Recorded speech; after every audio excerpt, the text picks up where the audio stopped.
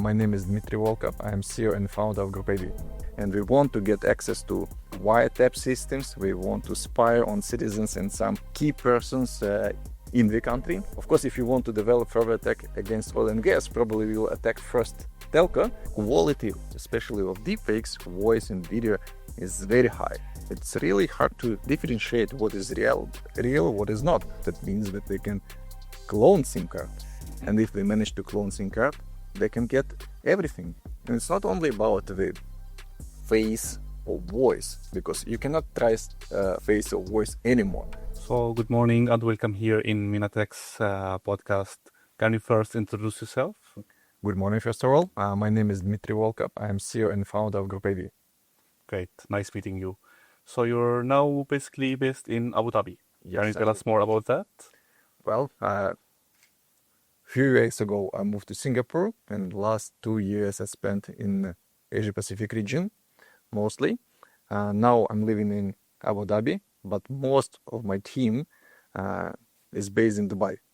So basically, we cover in all possible regions. We have pretty strong team in the Asia-Pacific region, in the Middle East, in Europe, Latin America, and Central Asia. And now I have to travel across all regions, and almost every 2 years I try to change location together with my family. Can you tell us more about the philosophy behind this decision? Like keeping the team distributed, traveling from place to place?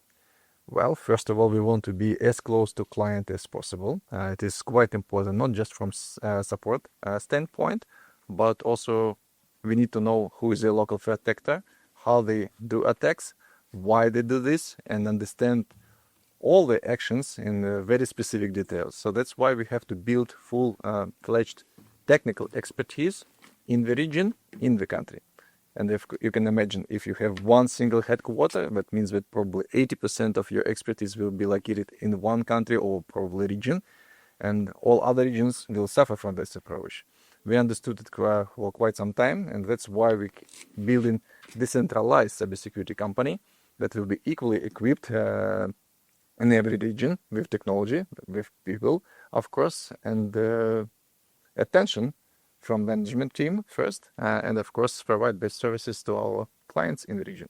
That's always refreshing knowing like there's a company, let's say, caring about the region, caring about the markets, like it's a large market, there's a lot of threats. Can you tell us more about that? What's your unique perspective, let's say, on the threats in the region? There's a lot of threats worldwide. Is it different here? It is always different. It is different across regions. It is different depending on the country and, of course, industries. So if we take MENA as a region, for example, you know that it became the region, the threat actors quite focused because of military conflicts. That's obvious. So every time when there is a new military conflict, nation-state actors start to attack more for different purposes. And usually it's, of course, for espionage. It's number one. Second is, of course, to be able to disrupt some of parts of critical infrastructure to support the other type of operations. And as soon as we start to do this, our threat actors also focus their attention on same targets. For example, politically motivated threat actors like hacktivists. They are not very well organized, but the number of such actors is huge. And we are, of course, promoting their operations that are quite simple across different social networks, recruiting more and more same thinking young generation. And we do simple attacks like DDoS, deface, just to disrupt some network services, probably get access to some small portion of databases or sensitive information. But because there are big number of such politically thinking threat actors, the number of incidents keep growing significantly, and even small portions of leakages stimulates other attacks, also in the region. For example, if a hacktivist group got access to database or some government website, probably not that critical, they started to publish this on different dark web forums and other medias, and another threat actors start utilize the same data, for example, for fraudulent activity. So, and this is why, yes, every single step done by one actor stimulates the sequence of actions supported by other actors. So In terms of the region threat landscape, because of, again, military, we see that first nation-state actors are quite active. That stimulates hacktivist groups. And the main verticals they focus on is, of course, public sector. And that's the obvious reason why. And second biggest is telco and financial. For telco, it's quite interesting because they see that threat actors realize that this is a critical part of infrastructure, and we want to get access to wiretap systems. We want to spy on citizens and some key persons in the country very selectively. For that, we need to have persistent access through border network equipment. And of course, any telco has a huge attack surface just because they have such a big infrastructure in the country. And of course, it's really hard to manage. It's not an easy task at all. And the third biggest one is financial industry. The reason is money, because again, if we forget about political motivation, the main thing, it's the main thing why people do this crime activity. Yeah, but it's an interesting perspective. Like telco is getting more, let's say, attacks, even financial services, compared, let's say, to oil and gas. They're the major industry here in the region. They have a lot of money, of course, and they have deep pockets. Why threat actors are not attacking them more, let's say, than telcos? Well, first of all, it's based on purpose, what exactly they want to achieve. And in many cases, telcos provides you much more capabilities to develop further attacks. For example, if you want to do espionage, what you would choose, oil and gas, or probably you choose both. But for wider scope of actions, the telco is better. Of course, if you want to develop further attack against oil and gas, probably we will attack first telco, and through the telco infrastructure, we will attack all other companies. So it's the door they enter from. Exactly. Every other attack comes from this, so it's maybe more important to protect it. Yes, that's absolutely right. And even if it's not, again, nation-state actor or some very advanced actor, even from financial standpoint, it's more efficient because telcos now are part of financial industry, financial ecosystem. They provide services for banks. They can have their own wallets, e-wallets, and they accept payments. So that's why there are so many things that you can do to commit fraud. Interesting perspective, especially like it's not something I would expect, to be honest. Like telco would not be in my radar, but now this is an interesting perspective for sure. So let's say we're talking about telcos, we're talking about other companies. Most of them, they have like big gaps of security. They have a large attack surface. Most of them are not like very familiar with threats they are handling, the threats they are facing, let's say, every day. Do you have any threat in mind, let's say, that companies are facing like day in, day out, but they are not aware of it? Well, I wouldn't say there is something that we are not aware in a high level perspective. First of all, actively thinking maybe. There are, of course, some very unique insights that we need to make sure that we are capable to protect their organization. For example, for telcos and government, the obvious is that we need to track all nation-state actors because they are advanced. We have very advanced tools, new techniques. They can attract even cyber criminals to support their operations. So this is the number one. For financial industry, situation will be very different. So we probably have to pay less attention to nation-state actors and focus on cyber criminals who do fraudulent activity, provide platforms, services, automation to actually do this. And the banks may need to track all violations of their brand. First, of course, security of the infrastructure is critical and so on. But if you ask any organization what bothers them the most, what actually forced them to wake up during the night, it's probably any scenario that can disrupt business. It again depends on type of business they have. For example, for financial industry, if it's not a big organization who have very mature security controls and of course the powerful team, it can be even simple DDoS attack. Not probably it's very simple, but even DDoS attack can disrupt financial services. They can lose billions basically because of that. But ransomware, I think, is Ransomware is another huge problem. But in this region, we see that ransomware is less active compared to other regions. So we try to focus their attention on US-based organization, some European countries. They, of course, do ransomware attacks in the region. But again, if we compare numbers, it is significantly less here.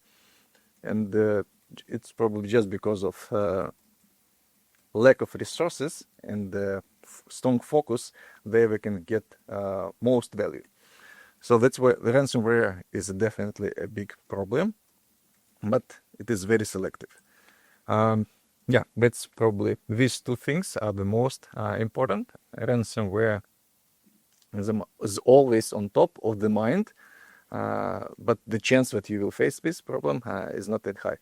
Another problem is extortion. So it's not always about the encrypting data in your network. It's just about getting access to sensitive information and exfiltrating it, and then start to blackmail you, because in some cases, organizations afraid of penalties or high fees from local regulators because of leakages of sensitive information. I was going to ask you about this actually, because like in last couple of years, there's a lot of new attacks. Let's say usually it was a ransomware. You can get your backup and everything is good. Let's say, okay, your business is stopped for 2 days, 3 days, maybe a week. You lost a lot of money, but everything is going back okay. But when data is stolen, that's different. Like your users, your clients, they won't trust you the same. Regulators, they would be, let's say, very hazy around you, and it's getting, let's say, worse in this regard. Well, regulations is getting more strict, so that's why any CISO, they are at a very high position, because we have to resist first cyber criminals who continuously try to attack them, and on the other hand side, if they fail, we will face additional problems from the regulators and regulators. But it's a good thing from a user perspective. You need your data protected. Of course, yes. If you took responsibility for processing data, you need to protect it. That's for sure. We spoke about financial industry. Like the financial industry is one of the most disrupted, but at the same time, it's still traditional in a lot of stuff. Banks are still doing their business in the regular way. But as you said, like many telcos are dealing with financial services now. There's cryptocurrencies. Is that making the scene, let's say, more complicated? Definitely. But now the problem of financial industry that on one side, of course, but we live in at the moment in the world of instant payments. Yeah. So that means that banks, they don't have this privilege anymore to analyze the transaction, make a slow decision if it's fraudulent or not, make full cycle investigation, and so on. So everything, all decisions must be taken in real time. What is even better is to predict before transaction is done that there is a potential of fraud activity that is also possible with modern technologies. Based on behavior of the user, you can understand if there is a social engineering, if his device is already compromised, if probably somebody took over his account, and so on. So it's possible even to predict. Not in all use cases, but still the technology is there. So that's why they lost this privilege to do post-mortem analysis. Everything must be real time, and this is a big challenge. The next one, it's not the current problem yet, but it will become a problem, is of course adoption of cryptocurrency. We see that the world is changing and adopting cryptocurrency, stable coins more actively. And of course, then banks will start to work both with fiat and cryptocurrency. It will open completely new ways to do fraud for fraudsters. Banks are not 100% ready yet, and it's obvious why, because this situation is not... There is KYC in banks, but in cryptocurrency, all you need is like just internet connection. That's it. Oh, in many cases, even when you work with cryptocurrency, you still have to go through KYC procedures. Yeah, but like, let's say threat actors are not interested in doing business in legitimate platforms. There is a different approach, of course, yes, and different practices, how to detect, investigate, and of course prevent fraudulent activity in cryptocurrency and fiat. And this is again the new challenge and new opportunity, because you have to link two different worlds, fiat and cryptocurrency. Again, this is not the situation yet, because usually it's two different spaces at the moment. There are traditional banks, there are companies who are focused on cryptocurrency.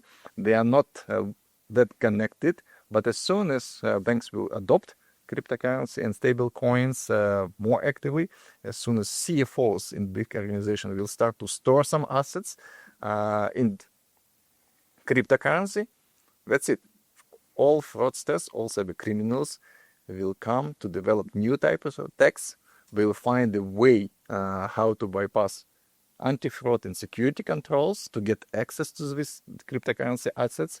We'll find the new ways how to do money laundering more effectively, that's for sure. But we still have probably 1-2 years to prepare for this future. So that's why when you see what's going on an underground community, you see what they are focusing on, and you have time to study how exactly we operate in different industries in different regions, you can build your cybersecurity strategy or your anti-fraud strategy before these new initiatives or innovations will be implemented in the organization. So you try to win time. Amazing. So I remember from our last meeting and multiple times, even on the internet, I saw it. You have an advice for companies. Usually think like hackers. What do you mean by that? How does a company think like a hacker? Well, and again, this is all about analyzing in very details what threat actors do in your region, in your industry, in your country, and so on. To get this visibility, usually companies will buy or actually use cyber threat intelligence services that open this new world that is beyond your network perimeter, that is beyond your traditional controls. There you can actually see what's going on, analyze it carefully, curate this information, and again, develop and adjust your existing strategy to make sure that you will be protected from the threats of the future rather than from the threats of yesterday. That's important. So if you want to understand how hackers operate, you just need this knowledge. And that was one of the reasons why we created our company 20 years ago. We were looking at a lot of theoretical knowledge, but there was a huge blind spot of real practical expertise. How we can get this practical expertise? First, do incident response to understand all these techniques from real attacks, do deep analysis of dark web forums and other, let's say, dark web communities or black hat communities, be able to understand how the whole ecosystem works, not just one piece of that. And this is how you start to see the full picture. And that is now known as cyber threat intelligence. Yeah, exactly. Like you spoke, like a lot of attacks are not like a single attack. It's an attack that opens the door for multiple attacks. And it's not always the same, even the same hackers. Maybe they sold the information to another hacker group and they are just like entering the scene now. They can sell it, they can recruit other threat actors, or in some cases we even see them, the same organization was compromised by multiple groups at the same time, because they always look for simple vulnerabilities to exploit. They just got access to the same organization with different purpose. Speaking about that, actually, I remember like it's kind of a funny news. It was a month ago or something. It was one of the largest, let's say, ransomware groups, and it got hacked by another ransomware group, and it got ransomware. So it was like just like, okay, maybe a little bit of justice. You know, the interesting part here that sometimes ransomware groups, they disrupt espionage operations, because there is let's say, a company that is vulnerable to because of something, and there is a nation-state actor who got access to the infrastructure and exfiltrating slowly information out of it for their own purpose. And they do it for multiple years. Then, using same or similar vulnerability ransomware groups, get in this same network encrypt everything. Of course, everyone understands that it was compromised. There's a huge incident. They invite professional incident response teams like us. When we come and start to see what's going on, we detect it's not only about ransomware, but there is also another threat actor who sits at the same time in the same network, but again with different purpose. So that's why This is very interesting, actually. It feels like you're going to the doctor for a cold and you find out you have like a bigger health problem. yeah, and it's quite often case. It depends on, of course, on organization, but if it's a big and interesting organization, usually we see multiple threat actors in the same network. Okay, that's a very interesting thing that happens, actually.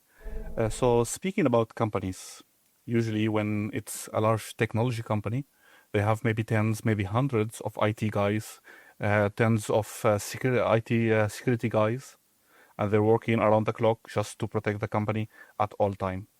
And many times they just like fail because the threat actors are just better. But for small companies or even companies which are outside of technology, they don't have that capabilities. They can't like do red teaming. They can't do threat analysis. They can't do they can't think like a hacker basically because they are very limited resources and very small teams because they need to focus on their own business. How do you help these kind of companies? Well, first of all, this is a very old problem.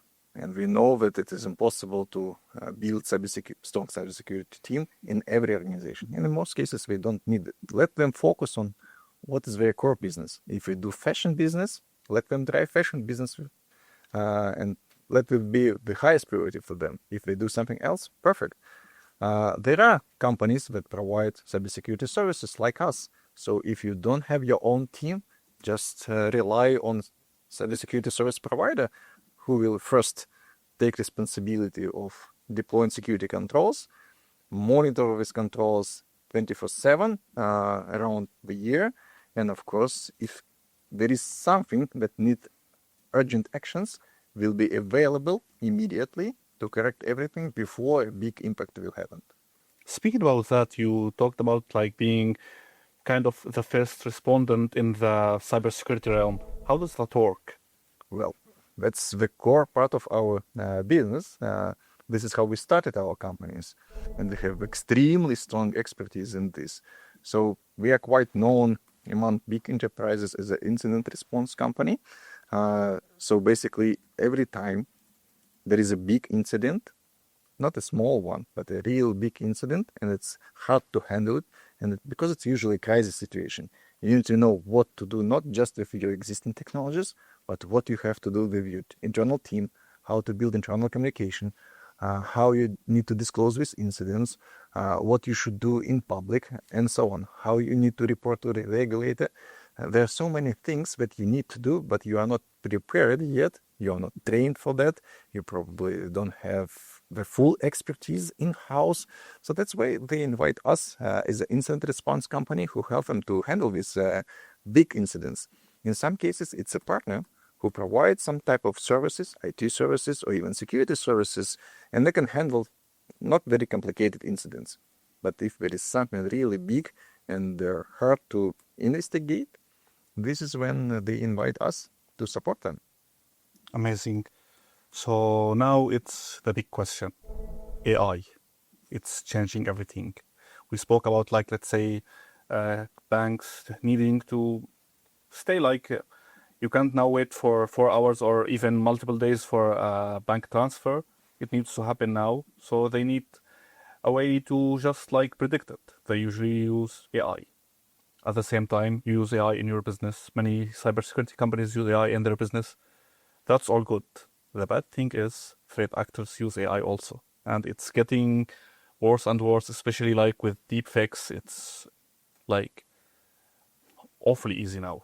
It's easier than ever and it doesn't need any expertise. Anyone can like make it and it's scary. So what's your perspective for that? Are we going to, I don't know, is cybersecurity becoming harder because of this? Well, I wouldn't try to scare everyone with AI and AI-driven attacks. It's not the big boogeyman. Let's split it on two categories. The first one is fraud driven by AI. And this is where adoption of artificial intelligence is at very high level. I mean, fraudsters, they realize that they can do social engineering scripts significantly better, more tailored in real time, and quality, especially of deepfakes, voice and video, is very high. It's really hard to differentiate what is real, what is not. So that's why they rely on AI actively. They started to develop new software to manage scam call centers, to help them to adopt the communication script to the potential victim depending on answers. And it's not like a hard-coded script that we used before. This is a very adaptive one. They can actually fully manage the first line conversation, then switch to a real operator who will be a real human fraudster, and so on. So adoption in fraud space at a very high level. And of course, because of that, they will start to implement and adopt it further in different regions. So that's why the fraudulent activity is going to grow higher and higher. But with cybersecurity domain, not fraud related, situation is very different. Yes, threat actors, they started to use AI to develop more interesting phishing attacks, more tailored phishing attacks. In some cases, even during the ransomware attacks, they can do something with AI. They also experimenting with managing malicious programs. But in fact, the adoption is not that even comparable with fraud. So it is low. There are some separate incidents that showcasing us that, yes, in the future, this is going to be a bigger problem. But right now, it's not there yet. It's a very rare case when threat actors really utilize now artificial intelligence that helps them to become significantly more efficient. That's not there yet. But they will come there because the adoption is going to happen. Threat actors will start to provide services based on AI, and as soon as professional threat actor groups will manage to build some kind of AI agent that will be acting as a platform, and many other threat actors will be able to use services from that platform, then it will start to scale. But at the moment, it's not that scale. I would say cybersecurity researchers try to create the bigger demand and raise awareness. That's really important, to raise awareness and be prepared because, again, it's about winning time. But look at what is going on with cybersecurity solutions. We all in the cybersecurity industry start to implement AI to make sure that by the moment when attackers will adopt AI more actively, we will be able to respond with the same speed. Because with AI, the speed of any attack is going to increase significantly. So that means that you cannot rely only on human expertise. You need something that will be able to respond at the same speed. Speaking of that, it's an interesting thing to talk about. AI is helping scammers, helping fraudsters. It's not helping hackers, let's say, per se. They mostly use it just for social engineering, which, let's say, a big chunk of cyber attacks, they just start with people. They just start with human, let's say, vulnerabilities. They do social engineering, they get the information from them, and then they enter the network. So mainly the AI is helping with the first part, not the second part. Well, AI can help both parts. For cyber threat actors, you already mentioned that, and even to recognize that this is an AI-driven attack. Cybersecurity defenders, they also can use AI. Second, probably also the third piece is to how to train your internal stuff. What is AI-driven threat? How to simulate this, and showcasing what's the evolution of cyber criminals. AI-driven training will be a next big niche, of course, because it may be very efficient compared to our traditional way of training people. I remember a year ago or so, a financial company in Asia, they were fooled out of 4.5 million, if I'm not mistaken. Just it was an AI threat, basically. Just a fraudster impersonating their CEO, and he talked to the accountant, and this is me, of course, and I'm your CEO, and send money to this and this and this. We need it for this deal, and they just send it. Yeah. Basically, how we can deal with this, like, to make it more secure, even if the one is getting fooled, like even if the employee, even if the human itself get compromised. How we make it more secure? Is it more regulations? Is it more like, let's say, protocols? Or how exactly? First of all, there is no simple answer and there is no simple solution. Let's take this your case as an example. What happened? Threat actors knew in advance that there is going to be a meeting, that they need to attend this meeting. They knew what kind of topics we are going to talk about, and they need to prepare everything for that.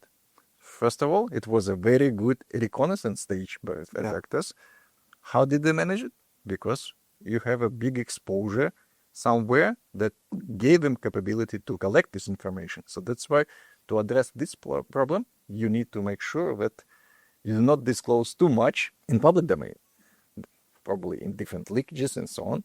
Second, and of course you need to verify your internal perimeters. The second, you need to know who is actually joining. And it's not only about the face or voice, because you cannot trace face or voice anymore.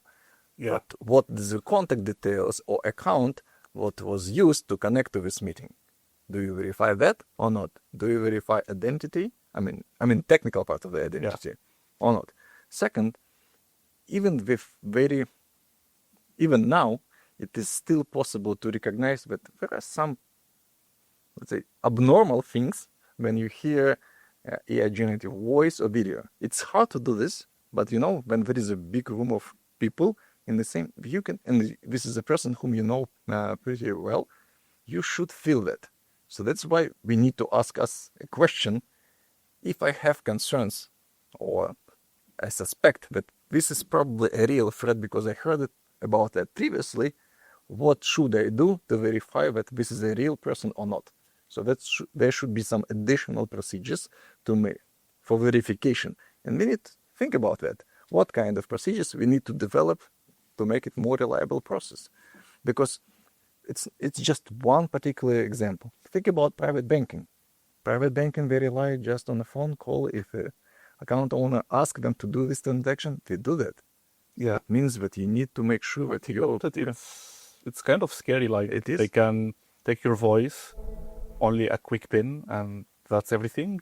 Yeah, but it's not everything. You still, again, need to make sure that you received this voice message or even video call from a phone number that is registered in your system, that you have a right history, that is not something new. But again, to think about that, you need to be aware about the problem. First, you need to be trained that in this situation you need to do X, Y, Z. And then we may say that we significantly reduced risk. This actually loops back to telcos themselves. If you hack a telco, you get access to that. You get access to OTPs, you get access to all of this. And yeah, it's just like a big money spring, let's say. Yeah, look what happened in South Korea. The entire, I would say, country was compromised because threat actors managed to get access to SIM card data. That means that they can clone SIM card. And if they manage to clone SIM card, they can get everything. All OTPs, the recovery, in many cases, password recovery is rely on your phone number. You can receive a call, you can receive one-time password to recover, and so on. So that means that the whole infrastructure, the root of trust, was compromised. Same is about digital IDs. Like we live in UAE, there is an Emirates ID. In other countries, there is another. In UK, recently, there was some hacks regarding that. Yeah. So that's means that you need to protect this ID because it becomes the entry point for everything. You get access to ID. That means that you can actually issue a new SIM card, probably a SIM. If you issue the SIM Take card, a loan. you clone. You can actually start to receive not calls, but everything, including one-time passwords. You get access to all accounts, and then develop further attacks. So that's why there are some critical elements in this big ecosystem that needs to be protected and of course researched what kind of threat actors and how can we use this new ecosystem to do and develop further attacks. Let's talk about the Middle East. You do business here in the Middle East. What can you tell us about that? What are you doing in the Middle East? Who are you dealing with? Who are your partners here? And I remember recently you opened a center in Egypt. Let's answer all of that. Okay, first of all, in the Middle East, we do everything that we do in other regions. You remember I mentioned that we have decentralized company. That means that we have full capacity, full technical expertise and technologies based in the Middle East. I'm a strong believer that we need to have a local team, local teams that hire local experts that transfer knowledge from these local experts to a wider cybersecurity community in the region to protect interests of local community and not someone else sitting overseas. And infrastructure that is used to protect entire organization must be always localized in the region. So this is, I'm a strong believer of that. And this is what we have in the region. And by saying by expertise, we have digital forensics, incident response, cybercrime investigators, cyber threat intelligence, anti-fraud analytics, computer emergency response team. Full-fledged technical expertise is here. Red teamers, penetration testers, all of them are based in the UAE. Same we have in Saudi, same we have in Egypt. And we managed to build similar so-called digital crime resistance centers. So when we have a full-fledged expertise, we name it Cyber Crime Resistance Center. So we managed to build it across 11 countries already. Egypt is one of them. This Cyber Fusion Center that we launched in Egypt, it's a little bit, and it's an addition to the existing concept, because we see that there is a challenge. When you have multiple cybersecurity expertise, you need somehow to unite their efforts, so to make them as a single team. But does some action that improve immediately all other cybersecurity teams, that improves immediately all technologies. And vice versa. If we detect something with technologies, it will start to improve all other technologies and expertise in the team. So that's why they need to have common digital space, one, and common physical space where we can sit together and collaborate in real time, without any delays, without emails, without actually waiting in the queue and so on. So consider it as like a emergency response group that knows how to act during crisis situations using same stack of technologies, same practices. So this is what we built already in Egypt. The next one will be in Saudi, and of course we will continue to expand it across the globe. When we talk about the Middle East, the sequence is Egypt 1, Saudi 2, UAE 3, and then we'll continue to expand. In terms of what we do basically everything. We provide cybersecurity services, professional and managed services. They have, of course, our technologies that help us to detect threats in different layers. Of course, response to these threats in real time, or with help of our human experts, because we can say a lot about AI-driven security, but there is always a human in the loop, probably less involved, but can focus on something that is really interesting, but human in the loop is necessary in our case, because again, we're helping companies to protect and respond to big threats. Human must be there. Amazing. So is it like part of your business being here distributed? Do you work face-to-face with your clients? For sure. So we have two models. First of all, when we work with tier one companies, big enterprises, we of course work as a partner for them. So our team is always there, explaining, training, consulting, providing services, so doing basically everything. In some cases, we also rely on our partner network that help us first to distribute our technologies, provide their own services on top of our technologies, and use us as a level 3 support in their operations. We are nearing the end of 2025 and opening a new year, let's say. What do you have, let's say, 3 takeaways from this year and, let's say, advices for companies next year? Well, first of all, forget about planning for 1 year, plan for longer term. Of course, the next big thing is, of course, artificial intelligence, both on cyber threat actor side and, of course, defenders. So think how exactly threat actors are going to utilize artificial intelligence and what you need to make sure that you are protected against these threats. So my first advice, follow all these trends carefully and adopt your cybersecurity strategy. The second part, it's already clear that our current approach is reactive, and reactive approach doesn't work anymore. They need to be proactive. And it's not even enough to be proactive. What does it mean? Because in many cases, people understand proactive security as detect in real time and response in real time. It's still reactive. You need to switch the paradigm, not be one step behind threat actors. Try to be one step ahead. That means that you need to predict what threat actors are going to do. And it's not easy. So you need, again, the mixture of new technologies, not outdated technologies that we have everywhere, and new technologies, entirely new technologies, and team that has the right mindset of thinking one step ahead rather than, again, react. These probably two things that I would advise everyone to think about for a long-term strategy for next probably 3-5 years. And of course, next year, 2036, is the moment then you can start to implement first steps to move towards this future. Amazing. Thank you very much. That has been very insightful, very informative. Thank you very much for speaking to us here today, and hopefully you keep your journey in protecting companies. Thank you very much. Thanks for having me here. It was a pleasure to talk to you.